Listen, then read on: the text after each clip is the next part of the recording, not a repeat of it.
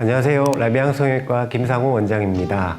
이번 시간에는 가슴 재수술에 대해서 여러분들이 궁금해 하실 만한 질문이 어떤 것이 있는지 살펴보도록 하겠습니다.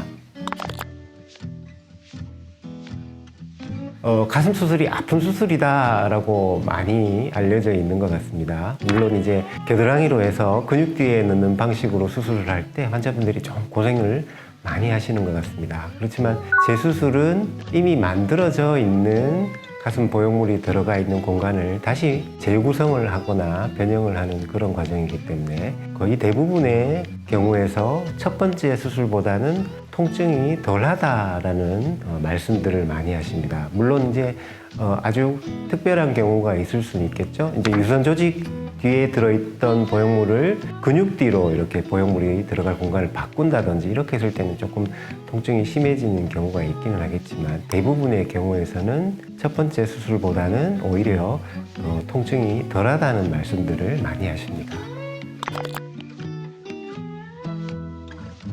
수술 직후에 가슴 모양이나 이런 거에 대해서 너무 실망을 하셔서 재수술을 너무 성급하게 결정하고 상담을 하러 오시는 분들이 있습니다.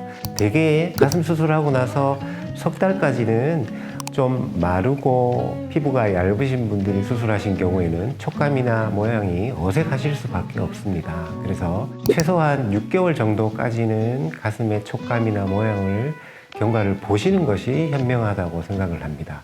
또한 그 시기쯤이 되어야지 보형물 주변에 피막이 명확하게 형성이 되고 이것이 좋은 경과로 가고 있는지 구형구축으로 가고 있는지 판단할 수도 있고 가슴 모양을 어떻게 바꿔줄지 좀 구체적인 결정을 내리기가 용이해지는 시기입니다. 그리고 수술받은 조직들이 부드러워져서 재수술을 하기에도 결과나 회복이 훨씬 더 좋으실 시기이기 때문에 6개월 이후에 재수술을 고려하시는 것이 좋겠습니다.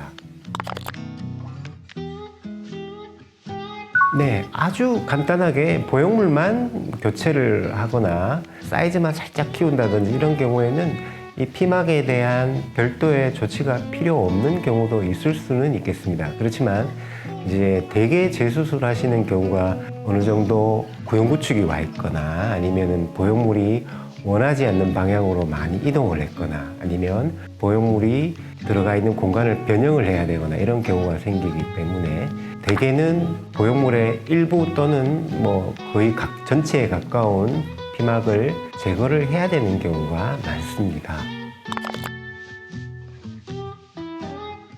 이제 보형물 삽입 위치는 사실 원장님들마다 조금 선호하시는 부위가 있기는 하겠지만 대개 이제 콘센서스가 이루어져 있는 부분은 아무래도 연조직이 얇고 힘이 없으신 분들은 그리고 또 이제 수유를 앞두고 계신 분들이라면 조금 더 깊이 근육 뒤에 넣어서 모유 만드는 유선 조직을 좀 손상을 덜 주는 방법을 선택을 하는 것 같고요. 요즘은 이 근막 아래쪽에 이제 보형물을 삽입해서 수술 후에 회복을 빠르게 하고 통증을 이제 좀 덜하게 하는 시도도 많이 하고 계신 것 같습니다.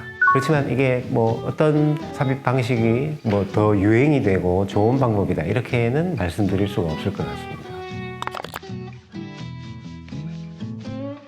네, 물론 이제 밑선으로 또는 유륜절개로 수술하셨던 분이라면은 재수술인 경우에도 똑같은 절개를 이용을 할 수 있겠습니다. 다만 이제 겨드랑이로 절개하신 경우라면 만약에 겨드랑이 절개로 수술을 하신 경우에 구형구축이 와 있다면 다시 겨드랑이 절개를 이용을 해서 가슴 모양의 변형을 많이 주거나 촉감에 많은 좋은 결과를 얻기가 힘든 경우가 많습니다. 그래서 물론 이제 겨드랑이 절개로 재수술을 해서 보형물의 크기를 키워주거나 아니면은 약간 보형물의 위치를 변동해 주는 정도까지는 가능하지만 이제 촉감에 많은 개선을 줘야 한다든지 가슴 모양의 큰 변화를 다시 만들어야 되는 경우에는 다시 다른 부위의 절개를 이용해야 되는 경우가 생길 수 있습니다.